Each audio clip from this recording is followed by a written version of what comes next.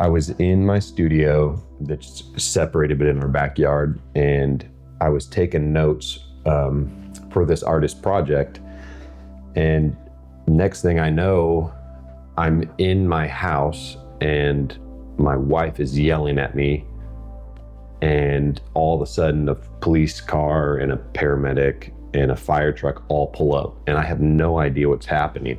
What they found a baseball-sized mass full of spinal fluid, which any mass of any kind is considered, it falls under tumor category. That was when things started to get really real very quick, and I couldn't process what life would look like. I couldn't process it with a newborn that was less than 1, 3 LLCs that are sort of startups in a sense, like just getting off the ground. And I just couldn't, I couldn't take it all in. It was way too much. And I started to feel like, oh my gosh, there we go, life, like I'm losing everything. Welcome to the very first episode of the Wade Joye Show. I'm your host, Wade Joye, and I'm thrilled that our first conversation is with a dear friend of mine, Luke Anderson. Luke and I served for over a decade together at Elevation Church when I was the worship pastor, and he was one of our key drummers on the team. And 18 months ago, in December of 2023, Luke had a unexpected and life-altering seizure where he found out that he had a tumor in his brain that required immediate surgery and led to over a year of figuring out what life looks like when you lose so many of the things that you place your identity and security in. He has been on a very difficult and painful journey, but also one that has been filled with a lot of hope as he's experienced the power and the love and the grace of Jesus in some really profound ways. I think you're going to be really encouraged by the perspective that he's gained, the joy and the peace that he's been able to experience even in the midst of a lot of hardship. And I was ministered to just hearing his outlook on the future and the way that he sees God as his Father in an entirely new way after these circumstances. And he's still walking through them. And so if you are in the middle of something that feels difficult, that you don't know how you're going to make it through, this episode is for you. Since this is our first episode of the Wade Joye Show, I would love for you to subscribe wherever you're watching or listening. This is designed for YouTube, but you can subscribe also on Apple or Spotify or wherever you listen to podcasts. And I'd love for you to leave a comment on this video, letting me know what spoke to you the most, what encouraged you the most. And please, since this is a new show, share this episode with somebody if it means something to you. So with all that being said, let's join my conversation with Luke Anderson. Luke, welcome to the show. Really glad to have you here. Yeah, I'm pumped to be here. I've known you for a long time. How long have we known each other? Getting close to 20 years. I think it's a little shy of that. October will be 17 years at Elevation. So Okay. I met you barely before that. Back in your long hair days? No, my mullet days. Your mullet days, yeah. You did have a mullet. I know, now it's coming back, so. You don't have a mullet now. No. But you are wearing sunglasses in this interview. Hey. Do you want to just get that out of the way? So I had brain surgery a year and a half ago, and one of the bigger noticeable side effects is this stimulation my eyes bring in, and you don't even realize how much your mind is processing until it's been, your processing power has been affected. And so just like considering driving, all the cars going by are noticeable to me, and not like a subconscious noticeable, but like I pay attention to each one without trying. So by the time I'm done driving, I've been distracted or things have startled me, and it just is draining. So the glasses greatly help with the stimulation and it kind of dulling it, and it allows me to focus more and keep my train of thought. And I just look like a rock star. Yes, you do. Did you know that in Spider-Man lore, that one of the reasons he has the lenses is because he's getting all the sensory information? So you're kind of like Spider-Man. Tell Lauren that. No. Yeah, it really helps. I've kind of just gotten used to being comfortable with what I need to do to function. So it doesn't bother me. But I do tell everyone why I wear them. But you brought up your brain seizure, the surgery that you had. Yeah. And I know that's one of the things that we want to talk about today. Yeah. Not just to talk about a rough season that you've walked through and are still like living out of the ramifications of that, but you're somebody who, even in some of the most difficult circumstances that anybody could walk through, I've seen you really fight for joy. And I've seen you trust God at a level that most people, I don't think, experience.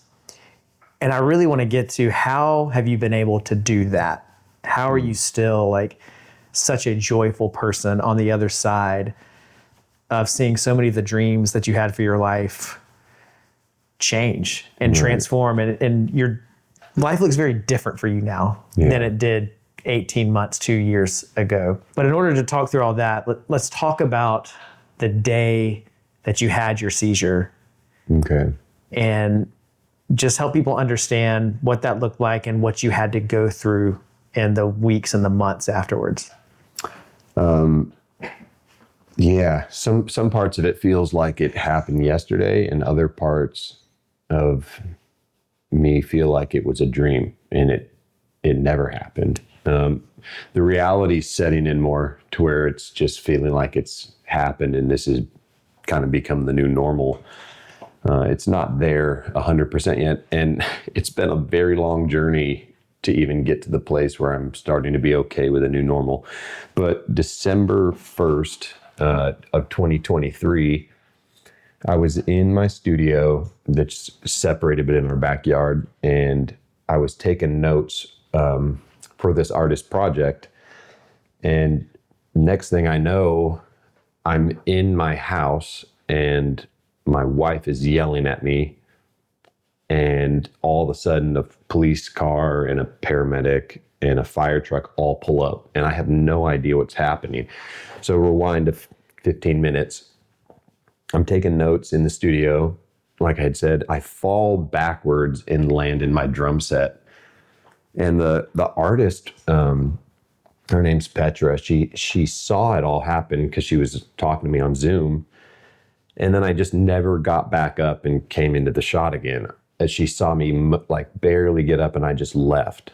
So I didn't know you could have a grand mal seizure and still be seizing for like an extended period of time and walk around still, or like get up and eventually walk around. So that's what happened. I seized out or whatever, get up and walk inside still seizing. And that's when Lauren started to not be able to figure out what was happening. So Petra sees me do that and calls 911, but she lives up in another state. And so she's like, this isn't going to work. Like, I'm going to be calling 911 to where I live. So she tried to explain the situation, and they're like, okay, what's his phone number? Okay, that's a Verizon number. We'll get his address. And so that's what happened. And so Lauren had no clue who called what. She thought like within 10 minutes, I lost my mind, basically, because I was just going to hop out for a quick Zoom call. And when the policeman showed up, she's like, what did you do? It was very intense. My kids were crying. I was stepping on the dog's tail and the kid's feet, very unintentionally, but not aware at all. I was trying to take the toilet apart. Like, Lauren must have just thought I lost my mind.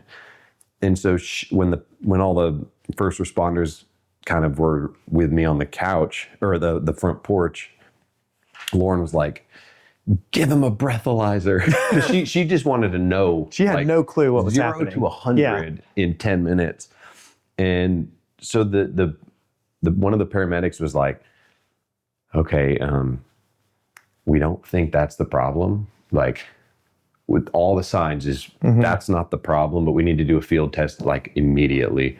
So they first thing they opened my mouth, and I had bit through my tongue with 4 molars. So my tongue was so swollen. It was like, I couldn't even really shut my mouth. It was like, And they're like, oh my gosh, we know what's going on. You had a seizure, your tongue, you bit through, we got to go right away. So very quickly I was in the hospital or in the ER. They scanned my head and only half of my skull bone showed up. So it was like, like a bone within an x-ray. My skull bone was about the pinky thick and It went up to here and then there was no bone at all. It was just dark, like no sign of anything. And so they thought it was a glitch. They scanned my head again. Exact same picture shows up. Several hours later, the president of the Neuroscience Institute comes in with my folder. And the reason why it was him is he started getting all these text messages saying the most bizarre case came in. We don't know what's going on. And so he got on a Zoom call with all these other surgeons from Duke University, Johns Hopkins, the Neuroscience Institute, which is like a global thing for surgeons. And they were trying to figure out what to call it. So, because they didn't know quite what. So he comes in and says, I want to feel your head. Anyway, that was all December 1st. Wow. And so to kind of summarize my life, right before that, I had a LLC that I was flying out to LA for pretty periodically. I had another coaching business that was in the middle of a program with, 20 artists. And we had a newborn baby, less than a year old. And so then within 10 minutes, my whole life changed completely. Like literally, like you hear that, like your whole life can change. You think it's going to be like a car wreck or something, but it's just like, it can happen to anyone at any moment. Mm-hmm. And that's what I experienced. And yeah, it's been a journey. It's been a crazy road. Yeah. You went from the diagnosis of a seizure to surgery. Right. To then a new normal. Right. So yeah, seizure happened and it felt very out of body. And I was clearly in shock to anything I was hearing. But about a week after what they found a baseball-sized mass full of spinal fluid, which any mass of any kind is considered, it falls under tumor category. Mm-hmm. So they were calling it a baseball-sized tumor, and it was packed full of spinal fluid, which is supposed to be in your dura sac. So the dura sac was torn, and it let all the spinal fluid out. And it's like water is great for us, but it will rust metal. So spinal fluid's great, but on bone, it acts as like an acid. So it eroded 48% of my skull to a clay-like material. So they said, like, if I would have pushed on it, I would have had a thumbprint in what was supposed to be my skull bone. And so I probably heard, man, you should have died 20 years ago. And there's just does not make sense how you have a functional life at all. They said any excess spinal fluid makes you almost feel seasick, like very out of sorts, like makes your orientation gets kind of off. And so I just said, man, I was touring quite a lot, playing music. And they were just like, it doesn't make any, like, you should have died. Like, yeah, it doesn't make sense that you didn't die. And so as things kind of became more real, it got more and more intense as they started doing more scans. And what they had found was not only the mass was there, but as it kept growing, the edge of the messed up bone was healthy, and there was no dura sac to kind of hold my brain in place. Mm-hmm. So parts of my brain were connecting to the healthy parts of the bone on the edge. And as the tumor grew, it was hemorrhaging, or it was like a hemorrhoid. The tumor would grow and it would pull the brain out that was connected to. Oh my gosh. So we're 7 hours into the surgery and they realized that. They didn't know that they were going to find that. And so they had to stop what they were doing and treat my brain connected to the bone as a separate tumor, because they couldn't remove all the bone from my brain. So they shaved off parts of the bone, and now that's still on my brain, like a very small tumor, because they couldn't remove it all and touch my brain. Okay. So that's another thing they found. And then they, had to do an active MRI, which was pretty revealing. It felt like I went through steps of grief before the surgery, even, of like, okay, let's do an active MRI.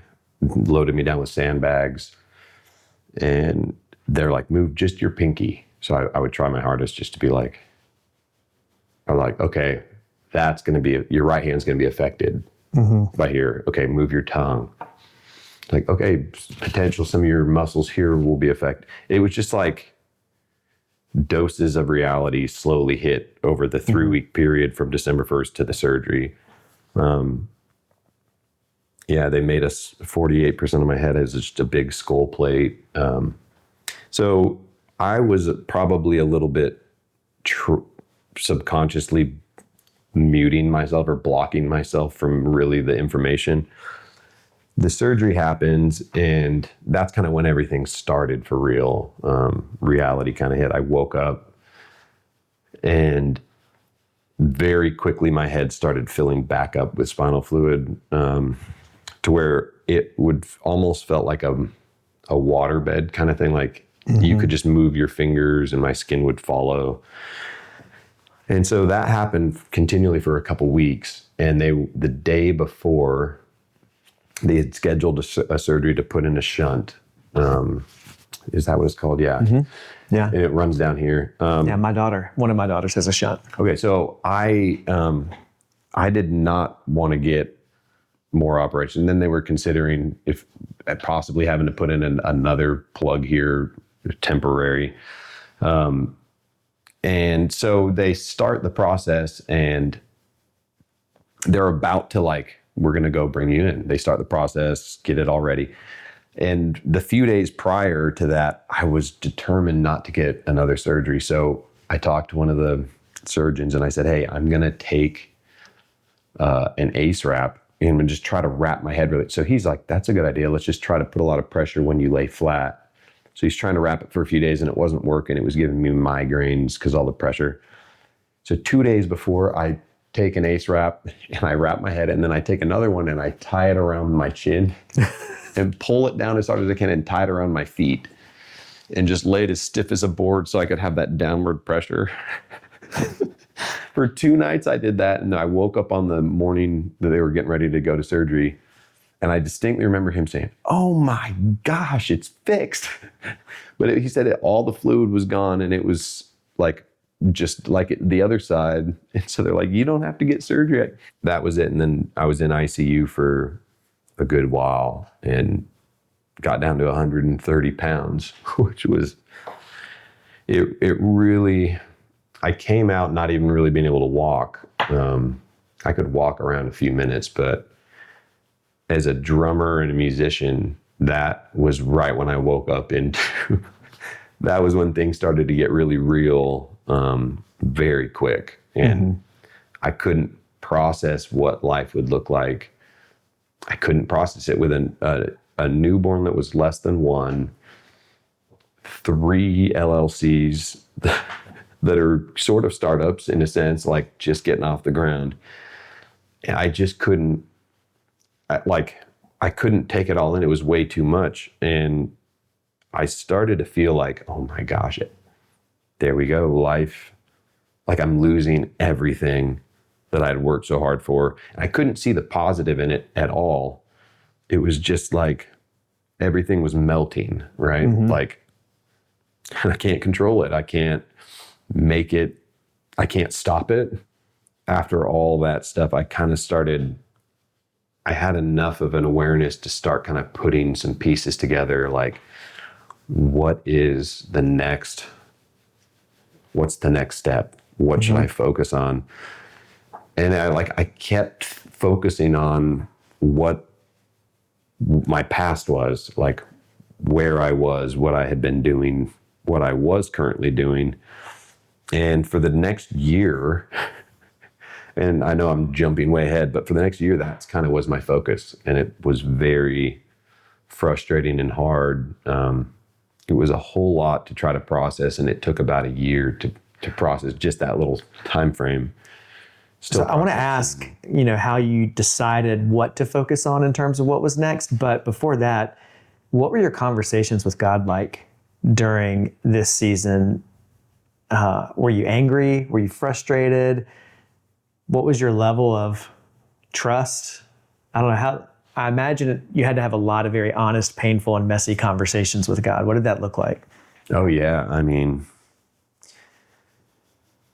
the Lord. So just as almost an umbrella of this whole conversation, when I talk about losing my mind on the Lord truly, and then being so grateful the next minute, and then bawling my eyes out and him being right there again, and then laughing with him here. There's so much revelation that's happened.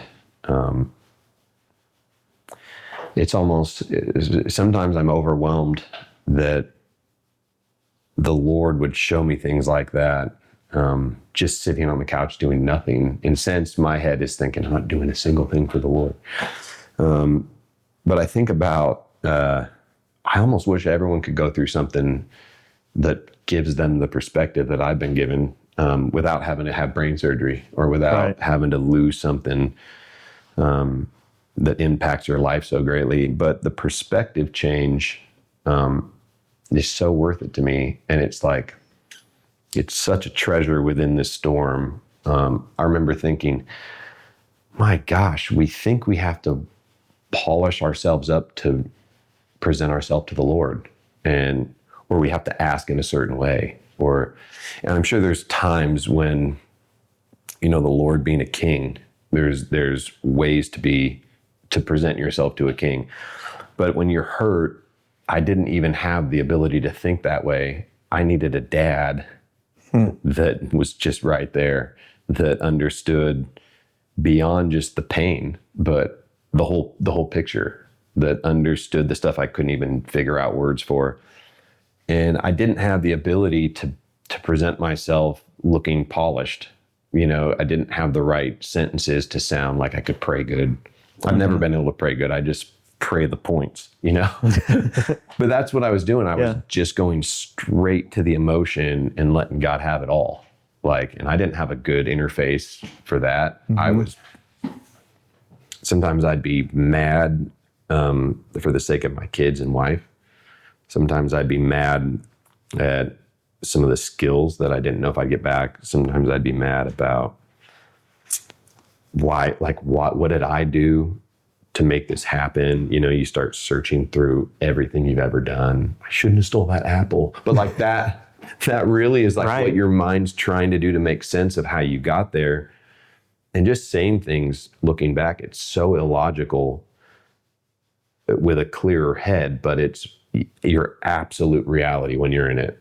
And it's so real and vivid, and it can destroy you. So I'll say this, I don't understand how someone could deal with something like this without a church body around. I'm not talking about a single location church, but the body of Christ as a whole. And I just don't understand how you could do that and not have that support and not have people being able to reach out. And, I know people have coworkers and friends, but it's a different thing when people you've never met can know exactly about your detail just by being connected to the Lord and speak right into a situation.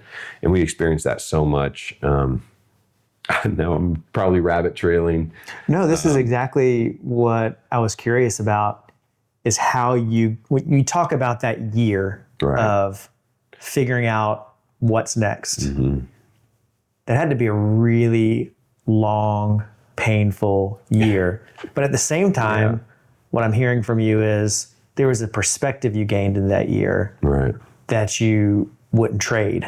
Yeah, I would not trade it. I want to know that journey of how you grieved and then how you grew through that grief. So I kind of gave you the hardest stretch I think, was that first year. It's still been very challenging beyond that first year, but in different ways. But this first year, I got home from ICU and I almost couldn't do anything without needing a nap right after. So I get home, my family's all there, hadn't been home for a while. I'm trying to make sense. And anytime I did anything, I would fall back to sleep for like 3-4 hours. I took naps every few hours, and that lasted for a few months. If I did try to do something, my ability to be able to handle anything was so short. Like sound and loud noise and light and almost anything was too much for my brain. So that's how it started. And I was a little bit muted, like I couldn't even realize my reality yet because I was too hurt. You know what I mean? Like I was like, man, this is awesome. Like, yeah. Like I couldn't process, like I couldn't even look at myself to see what was messed up.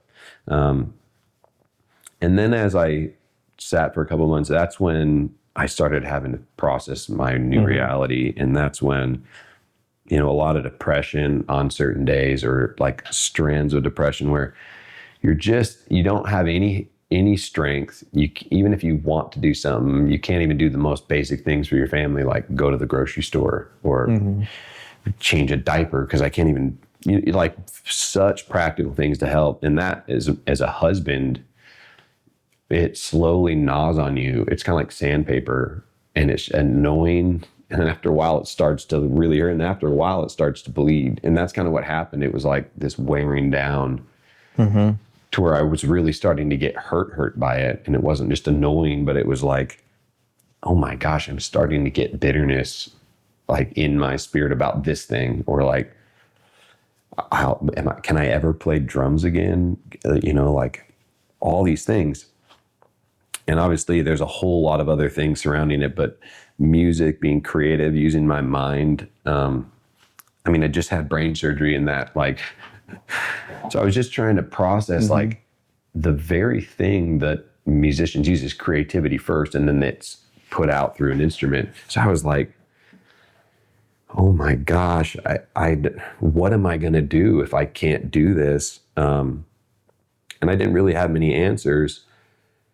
I didn't really even get a huge amount of peace or anything. And I was sitting on the couch, and as I became more present and I stopped needing naps as long, I remember this one day, and I was watching my kids run around, and the Lord started to reveal to me these subconscious behaviors, and even some conscious ones, but these subconscious behaviors that was kind of revealing to my motive and how I did things for the Lord, or just kind of how I operated in light of like my relationship to the Lord. And so I'll break that down. I was watching my children play, and I began to get this sense in my head of like paying attention to the toys they were playing with. And then I felt like the Lord was impressed upon me, like, do you care what toy your kid picks up? And I thought for a minute, and then this light, it was like a slow light, started to come on. And I was like, I see what the Lord's starting to say. And I said, no, I don't care if they're playing with the baseball bat and then playing a superhero, and then both my kids making lunch over here with their little playset. And I started to realize, I slowly started putting the pieces together, and the Lord said, you already are fully pleased with your kid when they're literally pooping on themselves. And we all know that, baby comes out and they can't take it, but literally they're just like, they don't even know who you are. They don't acknowledge you. They don't say thank you. They make terrible messes, and we're so delighted in them. Yeah. And I started to think about how I think about the Lord looking at me, and what I have to do for the Lord to be pleased with me, and how I can benefit the Lord. Like I can do the Lord a really good service with my drumming. And I started to realize that way of thinking is not a son or daughter of the kingdom. It's a servant. And if a servant doesn't do their job, then they'll be fired. and they need to do a good job. So I treated my skill sets and my giftings like that for the Lord. Like, if I don't do them, I'll be punished or I'll be fired. And I didn't realize that subconsciously started happening over time. And like my children, they don't care what toy they play with. They don't need approval from me to pick up the bat.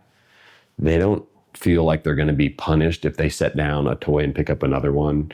And I realized, man, if I really knew my DNA and who the Lord made me, my actions would be so different. And the authority that I would have when I picked something up would be so different. And I wouldn't be doing it out of fear of being fired or fear of letting the Lord down, but I'd be doing it out of the abundance of gratitude and thankfulness that I'm just going to inherit all this. And I thought about like a CEO, a servant or someone hired would never interrupt a board meeting, but a kid would. The CEO is the dad. And the Lord said, that's how you're supposed to act on earth as my children, freedom and just gratitude and knowing if you know who you are, it doesn't matter what toy you pick up. And obviously you have ones you're more drawn to and talents, and you are supposed to be responsible for those. But if you're doing it out of fear of getting in trouble or being demoted or XYZ, that's not the right motive. You won't be able to walk in full authority within what you're called to out of a fear-based. But if you're doing it out of a gratitude and out of, oh my gosh, this is all mine and the Lord, I'm created in the Lord's like image. And he created all this, and I'm supposed to speak and create things just like my Father. And I just subconsciously lost that way of thinking to where I had to be like a foot soldier or I'd be punished. And I started realizing, man, what are the main things I care about my children or care that they know? And first and foremost is that they know who their identity is in the Lord. And I was thinking about this a lot, like we're born, and then when we come to Jesus, we're reborn. So however we think we're born, whatever habits or traits we get from our parents, we're reborn. And so you can't compare how you were born physically to being reborn. And I thought, man, I just didn't, the reality of the Lord, and I don't really want to get into that train of thought, but just thinking about the reality of the Lord and how much like an actual child we are to the Lord and how much he's already pleased. And I started thinking even greater about how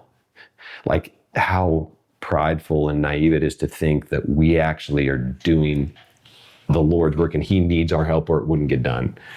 And the Lord said, do you let your kids help you with a project? And I said, of course I do, because I love them. And he said, okay, as a parent, it makes it harder. It slows it down. Sometimes you have to go back to the store and buy the same piece. It's not as nice when it's finished, but because you love your children, you invite them into part of the story and you let them be a part, even though it slows it down. And the Lord said, how is it any different for my children? But I love you, and you guys make a mess and cause turmoil, but I love you. And so I let you be a part. And I thought, like, the Lord does not need my help to make his plan happen. And that's a freedom. You know what I mean? Like it allows me to just be grateful and operate out of that gratitude, which frees you up so much more than feeling like you are forced to do this or you'll be punished. And I mean, everyone doesn't deal with that, but that was my reality that I was walking in. And then having to sit on the couch for 6 months and not be able to physically do anything. The Lord said, I was already pleased with you the first time you couldn't do anything. And that's not changed. And now I'm pleased with you with all these other things that you've added onto your life. And I'm still just as pleased. And it was so beautiful. I know it doesn't make sense to go through like losing almost half your skull, but it's so beautiful how, I was also thinking about this. Everyone's going to hit a point in their life where a traumatic thing happens and they have a decision to make. And I got this insight, or like my perspective, vantage point maybe, of I was sitting on the couch and I heard a lot of different people trying to give me encouragement or what the Lord is doing or has done. And I would hear different people saying, oh, well, the Lord will do anything to get your attention or to stop you. And I said, no. I actually stopped people and said, well, I don't follow the Lord like that. Like my Lord doesn't do that. My Father would never intentionally hurt me to teach me a lesson. And I said, I'm not a perfect father, and I would never intentionally hurt my children. But if they get hurt because they have free will and we live in a fallen world, I'm going to be right there, even if it's their fault. I want to make sure they're safe, and I want to help them get back to full health.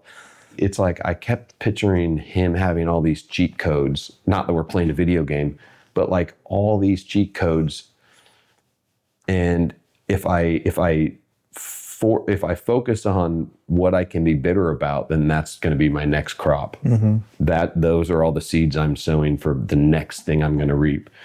But if I look to the Lord as a perfect father and used my imperfections as a father as a small example, then it was like, Lord, you are so beautiful. And so many people would think I'm insane to say that, but like I saw so much of the beauty of the Lord as a father. And it just made me realize how he cares about all these such small details that don't matter. Like we don't think they matter, but I promise he cares about the small details that you don't think are valuable, because he's a father, just like we care about, the little things our children do. And he notices the little things that only one of your kids does, right? And the Lord delights in all that stuff. And it took me a while to kind of release myself into the new understanding I had with the Lord, because I was in turmoil also with clenching my fists onto the past and not wanting to let go. So I was torn. It was like I wanted to go more this direction, but it kind of meant if I don't want to be bitter, I had to let go. And I started feeling stuck this way for a few months. So that first part was maybe the first 6 months of that year. What sounds like in that process, it was when you lost the things that made you feel valuable to God that you finally realized how loved you were by God. Right.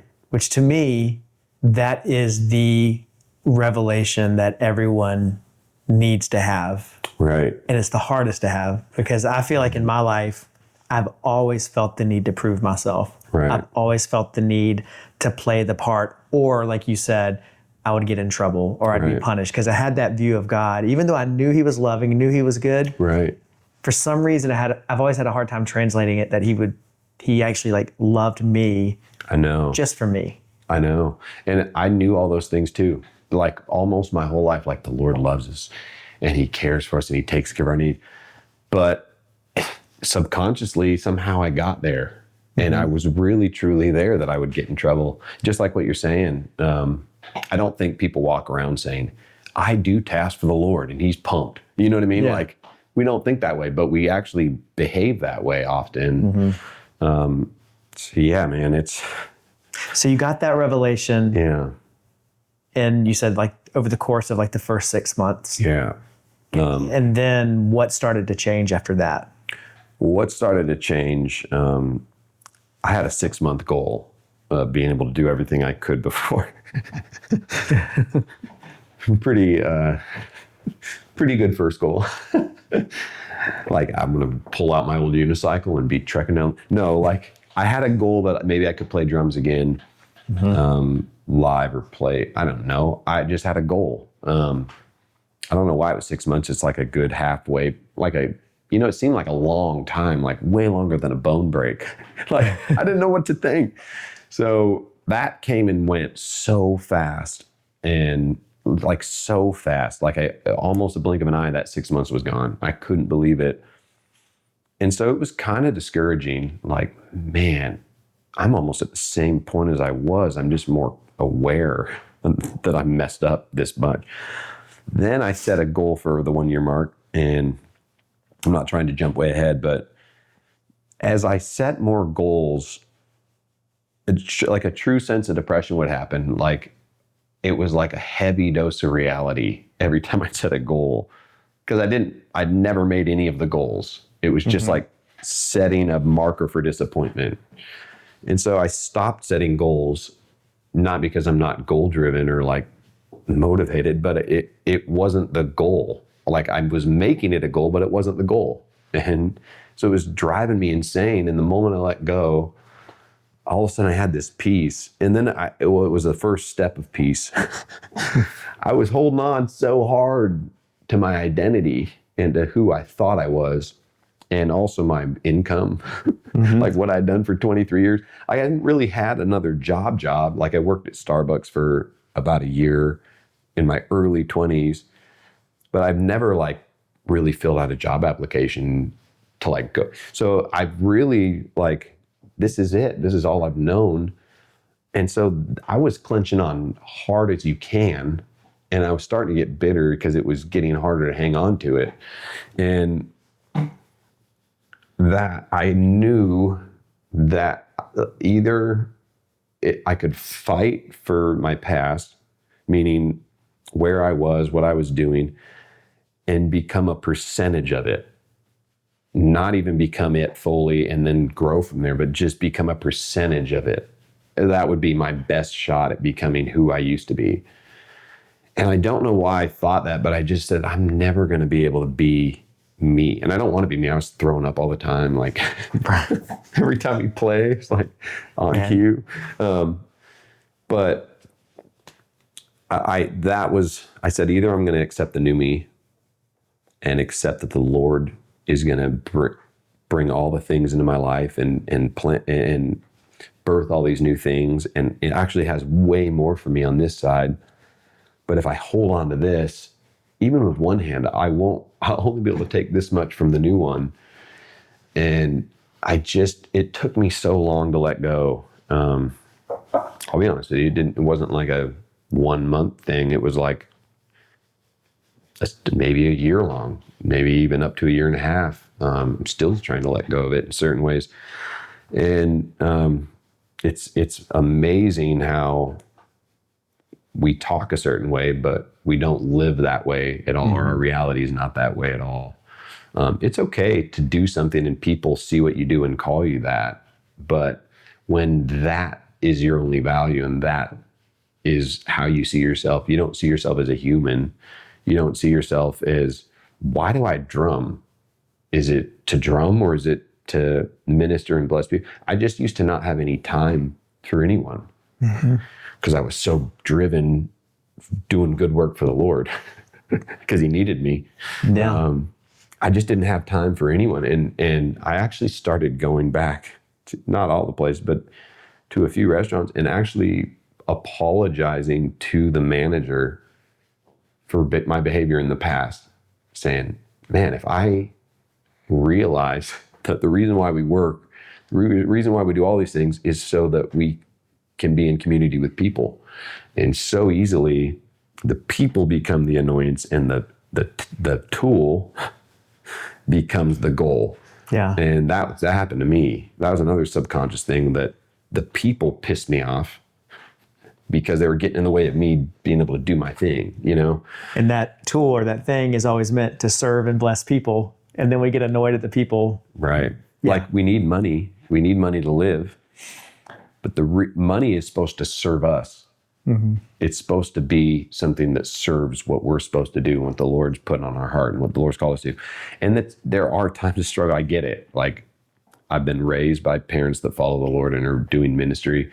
I get the money, and there's times when you don't have it and there's stress, and there's times you need to focus on it and get it.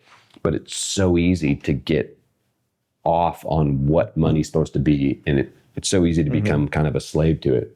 And that be your focus. And that's what's going to make your beautiful life. Just sit on the couch for 6 months. And I mean, not really, but I was forced to. Yeah. And you quickly realize what's valuable. Like, oh my gosh, if I can walk again, I'm going to go to the park, like with my son.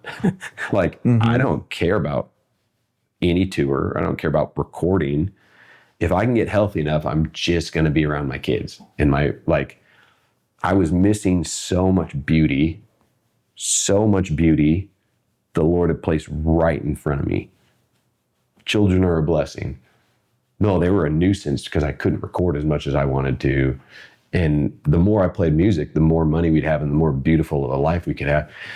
And I couldn't even see my daughter learning how to crawl and walk as that being the goal of life and that being the aim.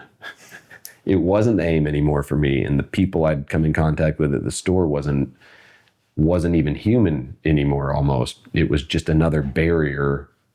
Not obviously I'm talking in such extremes, and you know me.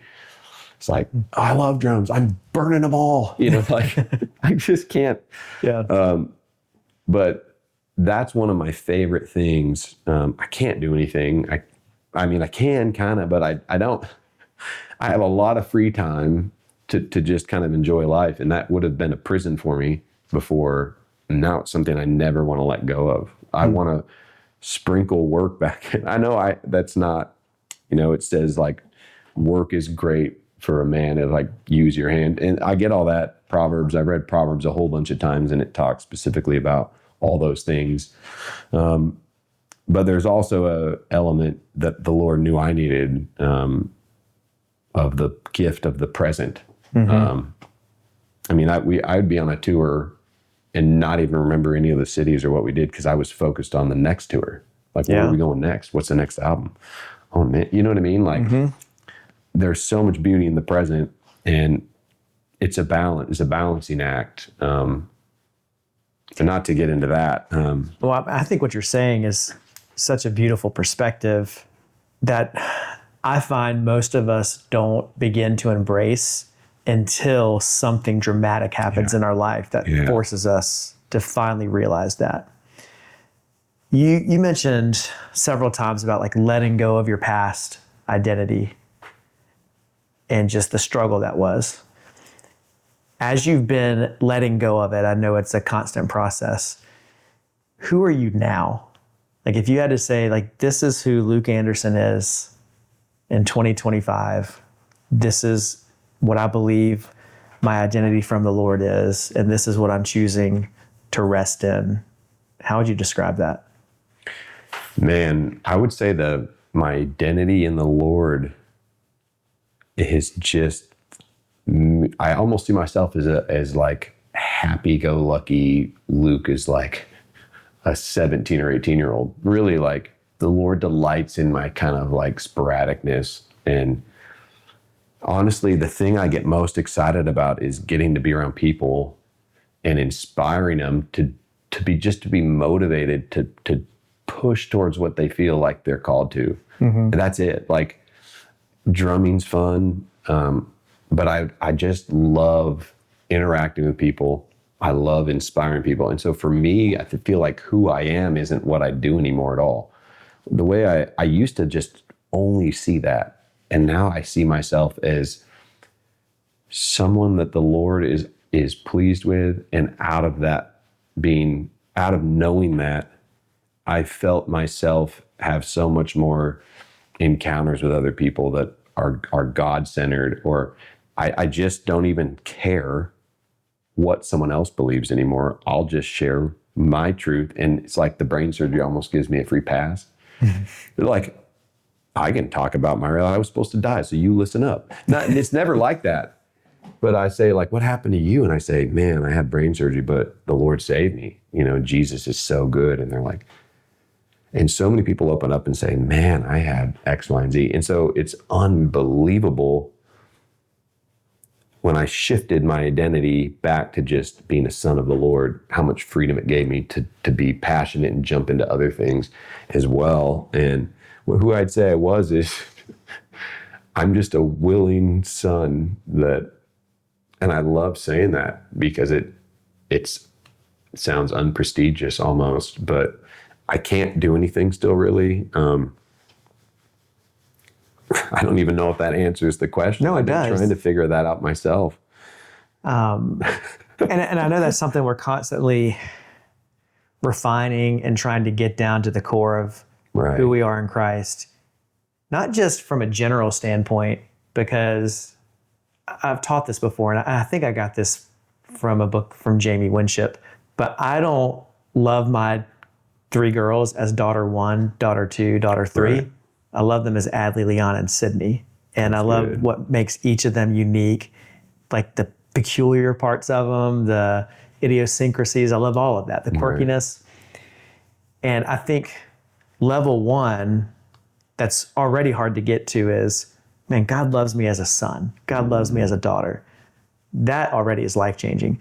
But then if we can get down to God loves me as a specific son, like as Wade, as Luke, and the things that make you happy-go-lucky and quirky and different, and he delights in that, the way he crafted and made you. And I love talking to people about discovering that and embracing that, and how it, I feel like, gives us permission to live with so much more freedom and joy. You're absolutely right, man. It is in phases, and it's funny, or in steps almost, but each step is just as hard. I'll give you an example. Something physically that's been very, very challenging is, for 20 years, let's say you slowly get used to performing, to being in front of people, to the process of that, right? To where the anxiety and stuff shifts to more like manageable, and you understand what it's like to walk on a stage or to prepare something and have to perform it in front of people. And I took for granted that confidence or feeling in my skin in front of people. And when I first started kind of coming back to reality, I could play drums great. I really, like, not great, but I could play drums like, man, I haven't really lost a lot.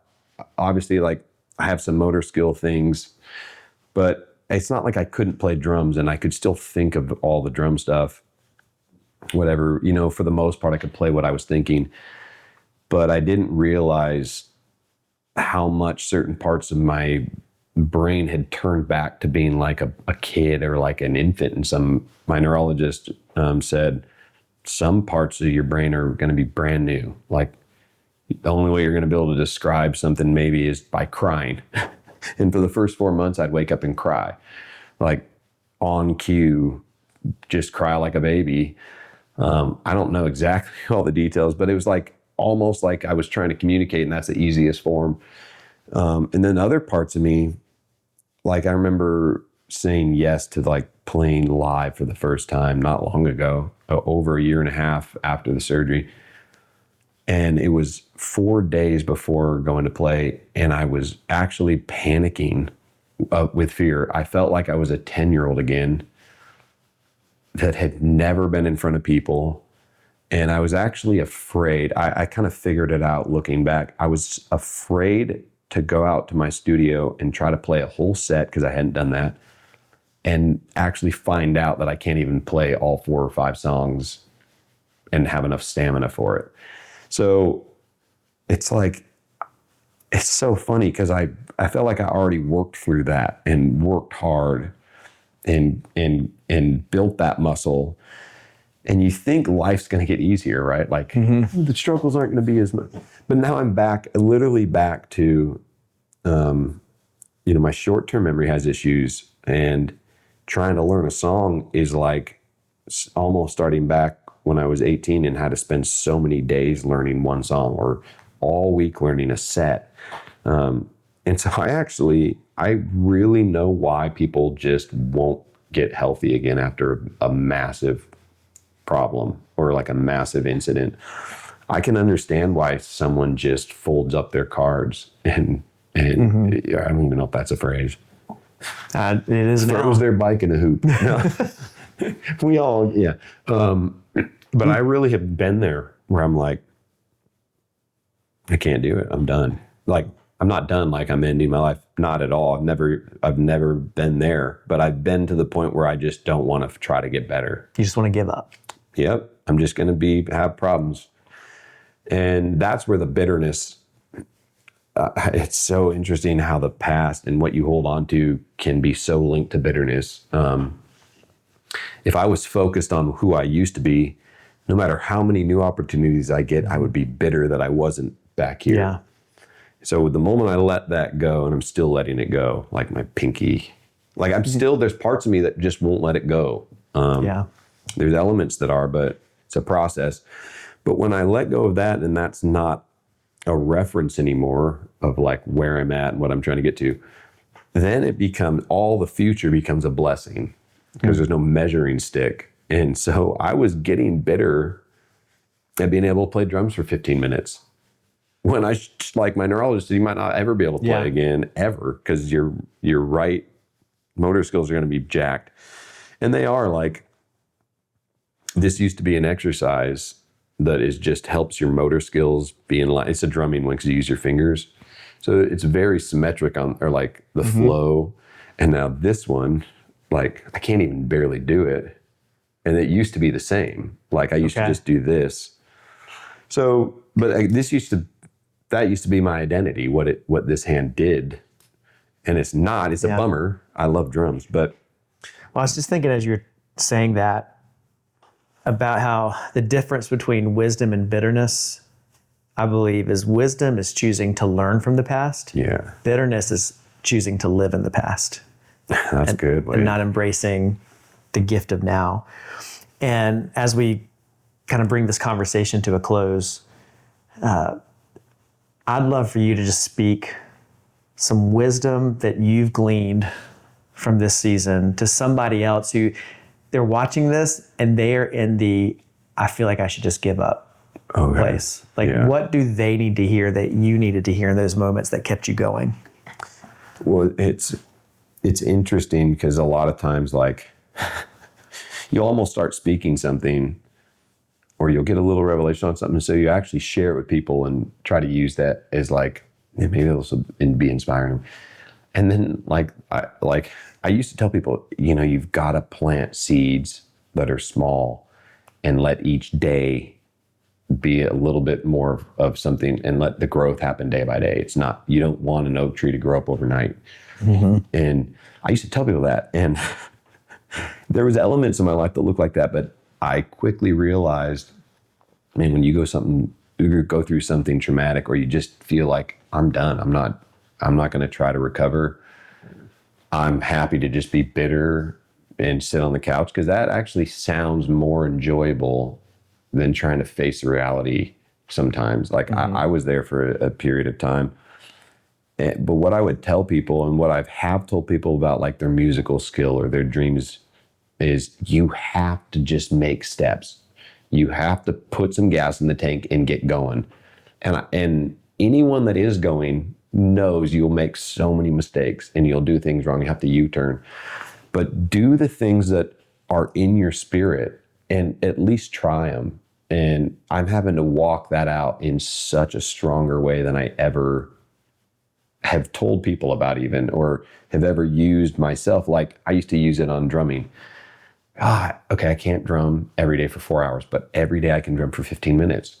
And those 15 minutes is way more effective than having like a 4-day, 8-hour. So the Lord is literally having me physically have to do that. Like, okay, I'm going to Wade's house. Okay, mentally, like, it's a big deal for me. Like, got to prepare mentally. And I used to be able to only do 15 minutes. So I'm just saying, I'm physically walking out these baby steps. And that when you are in a place where you are actually just wanting to give up, or you're bitter and you can't seem to find light within that. And it's just like this redundant day, and you wake up and you carry that bitterness around, or you carry that feeling of being defeated. The Lord understands all that. And the Lord actually gets it. And the Lord is right there, and the Lord will be sad with you and cry with you like you would with your child. And so I would just say, don't let the enemy have more ground. And it's not telling you it's easy. Like, well, this feels good, I'll go this way. No, anything that's valuable, it takes real work. Like we wouldn't value gold if it was on top of the ground.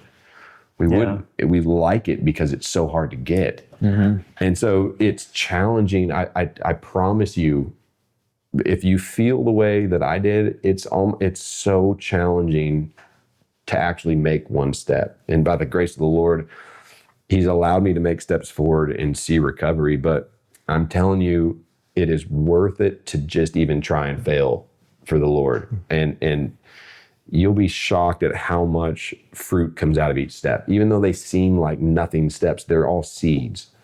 And we have talked a lot about seeds. And sometimes if you're bitter, you have a seed, but the bitterness is not a good ground for growing. And when you let that bitterness go, the Lord all of a sudden brings around this very fruitful soil. Yeah. And that's what I experienced. I was like, I can't plant anything with this trying to cling on to the past. So let go of things that make you who you are.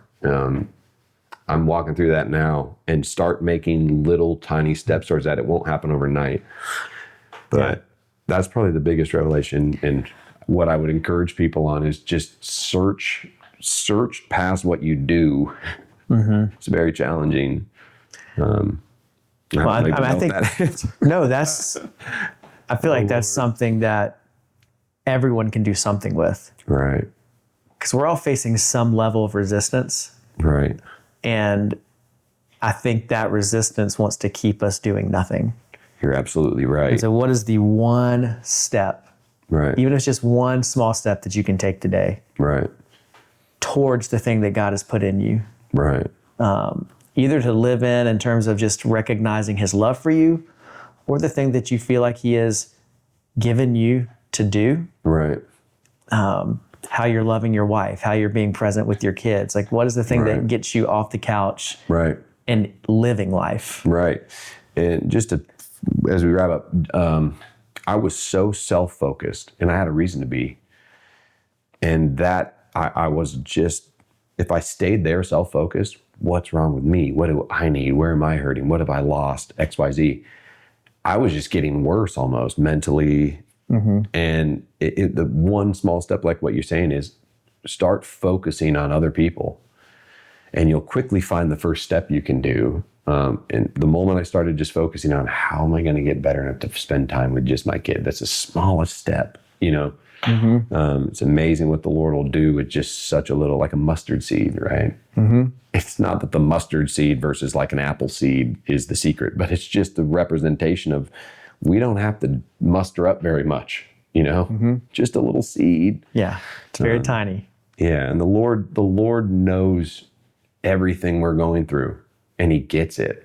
That's just crazy to me. And he's not pissed that you went through something and are feeling the way you are. He's not mad about that. Yeah. Yeah. Well, Luke, I love you. I love you too, Wade. And I'm so proud of you for just your devotion to the Lord, your devotion to your wife, to your kids, and the way I see you fighting for faith, fighting for joy, because I know it's a fight oftentimes. And I just think what you shared today, it ministered to me. I think it's going to bless a lot of people. Would it be okay if I just told people what they maybe could specifically pray for my recovery? Yes, that would be awesome. Well, I just recently found this out. So as I'm getting better, I can physically do things that make it appear that my brain and physical body are both equally recovering at the same time. I had to go do a long-term, short-term memory test, and it's pretty clear that my short-term memory is having some issues. It's quite hard for me to keep my train of thought throughout the day or when I'm doing things. And just as a musician and as a dad and a husband, the short-term memory can be such a burden on other people. Like forgetting to pay at the grocery store and forgetting your phone everywhere and can't find stuff. It's just that. Pray for my short-term memory. It affects a lot of small parts of the day, and it's just something that they've kind of realized is having some effects on me. Yeah. So first and foremost, I think that would be pray for that, because I'm seeing some issues there a little bit. Okay. Yeah. Thank you for being here. Thank you for having me. I used to cry every time I talk about anything, and I don't know if you get more numb, but it's easier to talk about it and be inspired and be excited to share. But yeah, thank you for having me. Well, you kept your train of thought really well over the last hour, so I'm impressed. Well, thank you. All right. Thanks, Luke. Awesome.